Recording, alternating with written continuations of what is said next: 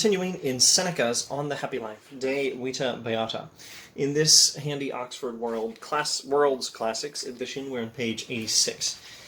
I'm going to, well, there's a lot of highlighting here. I'm going to read certain passages and comment on them. I have no idea how far I'll go in this video. It might not be very far. Page 86. In judging a man, I do not trust my eyes. I have a better and more reliable light by which to distinguish truth from falsehood. Let the soul's goodness be discovered by the soul. If the soul ever has a moment to draw breath and to withdraw into itself.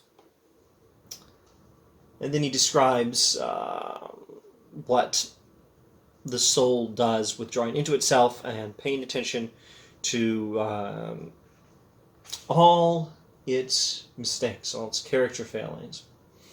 Let's see if I can keep my commentary on this section to just one sentence. The soul's goodness should be discovered by the soul withdrawing into itself. You have to be prepared to withdraw into yourself and examine yourself. I don't think he's referencing Socrates just here, though he has referenced Socrates, or at least the adage from the oracle at Delphi that Socrates thought was so important. Know yourself, know thyself. But with or without referencing it explicitly in this passage, of course it's an influence. Of course, know thyself. The adage that meant so much to Socrates and following him, all the Western philosophers for many centuries, of course that's an influence on this passage. You must withdraw into your own soul and pay attention to yourself, and know your own flaws. Page 87. Let us seek something that is good, not merely an outward appearance, something that is solid, balanced, and more beautiful, and that part which is more hidden. Let this be what we try to unearth, and it is not situated far away. It will be found. You need only know where to stretch out your hand, as it were. We pass by things that are near us, as though we are in darkness and stumble over the very objects of our desire. Seek something good, not an outward appearance, but something more solid, balanced, and more beautiful, something which is hidden. Seek good within the soul. Withdraw into your own soul, know your own vices, but also seek goodness within the soul, not outside. Of course, this compares to that passage in Scripture. Maybe it's 1 Samuel or something. I think it's 1 Samuel. I'm almost certain it's 1 Samuel. Samuel is sent. God sent Samuel to anoint the son of Jesse to be king. Saul has just been rejected as king of Israel because he didn't follow instructions about the Amalekites, etc., etc. And Jesse brings his sons for Samuel to look at them, and Samuel looks at David's oldest brother. I think the first one was Eliab. He looks at David's older brother Eliab, and he thinks, oh, this guy looks like a king. This must be the one. And God says, no, man looks at the outward appearance, but God looks at the heart.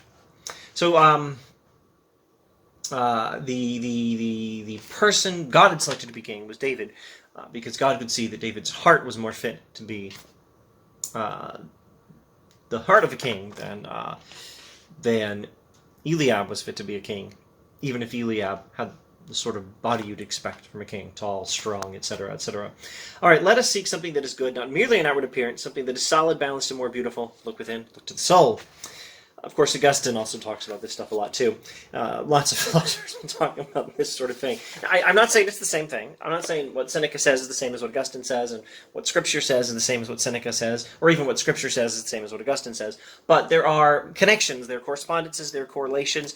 The idea that you should not look at the outward appearance, but look at the soul or look at the heart, that, I think, at least that much is in common with these various different sources. Anyway, nature is the guide I choose. Wisdom lies in not wandering from her path and in molding oneself in accordance with her law and example. Now, before going further, let me comment on the word nature. When we talk about natural law ethics, I think people are almost inevitably confused. We think that nature means the sort of thing science studies. Nature means the way things automatically happen without human interference, or it means the laws of physics. And we think that natural law ethics, learning about nature, means that's where we're getting ethics from, which sounds like a terrible idea to many of us. Ethics is not about what is, it's about what should be, is one response. That sounds like Kant. More generally, people might very reasonably think that nature involves all kinds of terrible things. And we're not supposed to act according to nature. We're supposed to act according to our higher faculties. If we acted according to nature, we'd be doing all kinds of terrible things. Let's keep it simple, keep it G-rated. If we act according to nature, we're going to follow through on our bodily desires, and we're going to eat way too much chocolate, right? That's what acting naturally means. You're not supposed to act naturally. You're supposed to act according to that human capacity, that divinely given capacity of human beings to transcend the body and act according to reason. Think about the future and don't just act according to nature that tells you pleasure, here, get. All of this is missing the point of natural law ethics. And this is what I have to tell my students every time I talk about natural law ethics. We're using the wrong definition of the word nature. Think of a sentence like this. The natural function of the kidney is to purify the blood. The natural function of the heart is to pump blood. We have things that have natures. Let's try this sentence. Let's take the same concepts, put them in a different sentence using nature as a noun. This time, not natural as an adjective. The nature of the heart is it's a blood-pumping organ. The nature of the kidneys is they're a blood-purifying organ. The nature of the lungs is they're the organs that do these things. These things do the things lungs do. Take in oxygen and spew out carbon dioxide, blah, blah, blah. These things have natures. Their nature is the sort of thing they are, which tells us how they ought to be. The nature of the thing is the sort of thing it is, which tells you how it ought to function properly. Or you could just say the nature is its proper function. The nature of the thing is, it's a thing that does this. It's a thing that has this function. That is the kind of nature we're interested in when we talk about natural law ethics. I think this is a reliable thing that will hold for every natural law philosopher I can think of, except maybe John Locke. I think John Locke counts as a natural law philosopher, but he's not so much interested in this sort of thing. Maybe I'm not even right in excluding Locke. But I think this is very much what you want to keep track of when you're thinking about natural ethics and you're thinking about characters like Aristotle and the Stoics, and I think a lot of the medievals as well. Now, if you zoom in on the more law end, the natural law ethics, you might find more sophisticated definitions that emphasize law. But the very basic sense of natural law ethics, going back to Aristotle, is to look at the requirements for human behavior that can be understood by understanding the nature of a human being. Natural ethics is the idea that human beings have a nature, not a way we normally act when there's no human intervention, not the way the laws of physics tell us to act. No. Nature is proper function. Nature is the sort of thing we are and how we're supposed to function properly. That's what nature means. Now, does this have anything to do with nature in these other senses of the term? Well, yes, of course. A doctor can tell you about the nature of the heart or the lungs or the kidneys. The doctor, preferably the specialist in a particular area of medicine, can tell you about the what is the nature of the heart or the kidneys or the liver or whatever other organ, and maybe more generally, what is the nature of the human body and its proper function. And how did they learn that? Well, in part by studying nature, by studying how things work. So it's not like these are separate things, but you don't just study nature and get the facts about nature, how things happen in nature, and jump straight to ethics. No, you have to apply understanding to these things. And the concept that mediates between observations about what happens in nature to observations about what is human nature and how it should function properly, the concept that mediates all this is the concept of proper function. You start with observations from nature in one sense of the term, and then you get to observations. Let me start the sentence again. Let's stick with medicine. Let's stick with the medical analogy here. You start with observations on nature, just look at a bunch of facts about how the human body functions, and then you use a concept of proper function to interpret all this data, and that's how you learn about how the human body functions properly, and that gives you some prescriptive things. It gives you some rules. It gives you some advice. Since we have all these facts about kidneys, and since we interpret these facts according to a concept of the proper functioning of the human body and its constituent organs. We thereby learn these facts about what the kidney's nature is and how it should be, how it functions properly, and how we can support proper kidney function.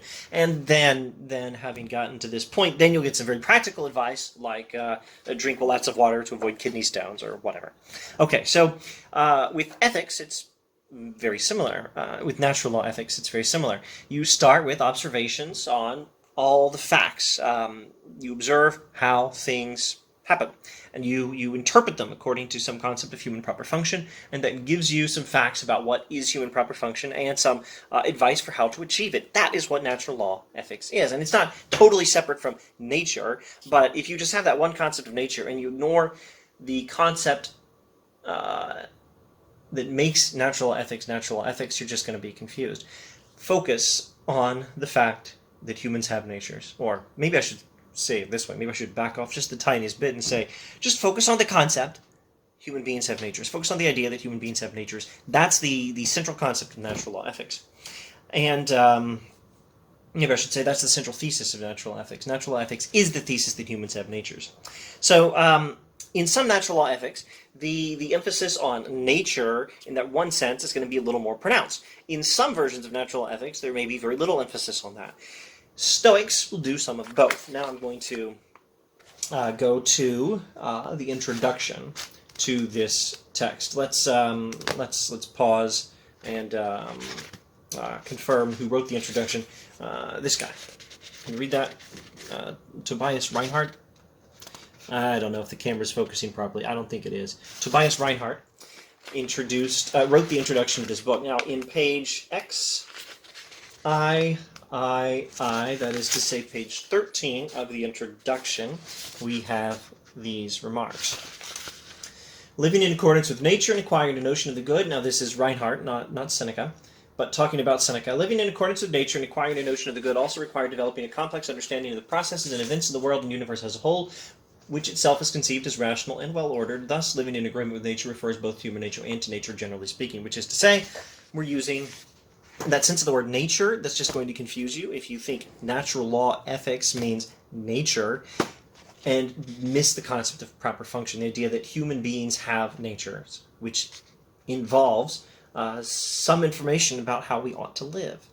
Just as if I say the kidney has a nature which involves its function as a blood purifying organ, and that has some advice on how it functions properly, how we ought to live to bring the kidney in accordance with its own proper function. Seneca has plenty of emphasis on both, on observations from how the world works, observations of nature. But also he's talking about human nature and how we ought to live, and you can learn something about the latter from the former. Okay. Ooh, that was a lot of jabber about natural law ethics, and a good reason to end this video swiftly. Let's see. Nature is the guide I choose. Focus on both senses of the term. They're not separate, particularly in some like Seneca. They will be separate in some natural law philosophers, not in Seneca. Nature is the guide I choose. Wisdom lies not in wandering from her path and molding oneself in accordance with her law and example. Accordingly, the happy life is the one that is in harmony with its own nature, and the only way it can be achieved is if, first, the mind is sound and constantly in possession of its sanity. That refers to wisdom. Secondly, if it is brave and vigorous, that's courage.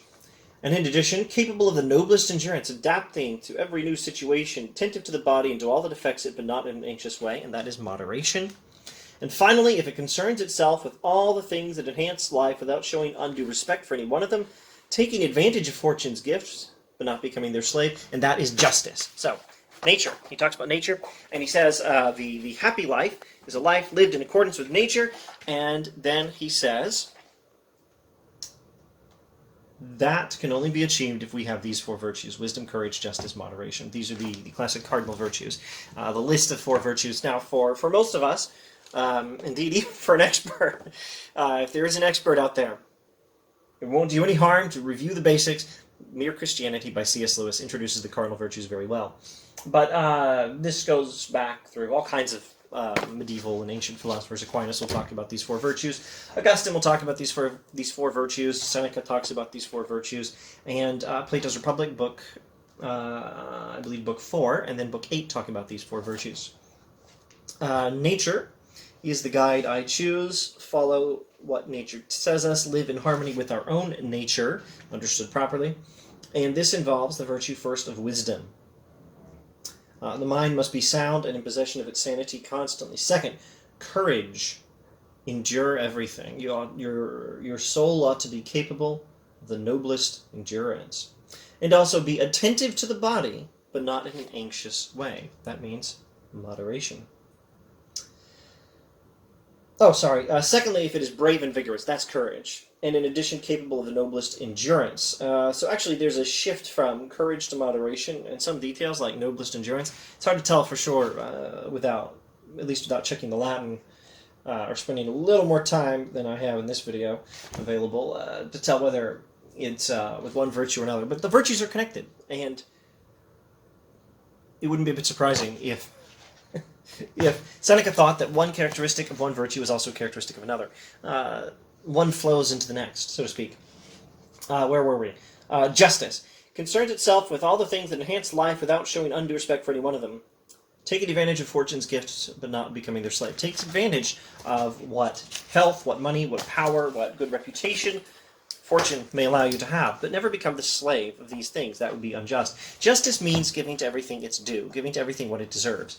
So give to things like physical health and money, power, fame, what they deserve. Just to say, take some advantage of them, but don't stake your happiness on them. Don't make yourself the slave of the gifts of fortune. And be concerned with all the things that enhance life. Job, reputation, family, physical health, food and drink, a nice cup of tea. All of these things enhance life. Pay attention to these things. That is to give them their due. But it would not be to give them their due if you showed undue respect for any of them. So don't show undue respect for any of them. This is justice. Give to everything its due. What deserves the most respect? Well, it's the soul. You withdraw into the soul to know your own vices. Seek something good, which is going to be found within, not without. It's going to be found within the soul. Follow nature. Understand the term nature properly. Follow nature and what it tells you about human nature. Follow nature in the sense of living according to human nature. And how do you do that? With the cardinal virtues: wisdom, courage, justice, moderation. And that is quite enough for one video on natural ethics and the cardinal virtues in Seneca. And we barely got through less than 2 pages. I hope you pick up the pace in subsequent videos. Anyway, maybe I'll see you with more Seneca next time. Thanks for watching.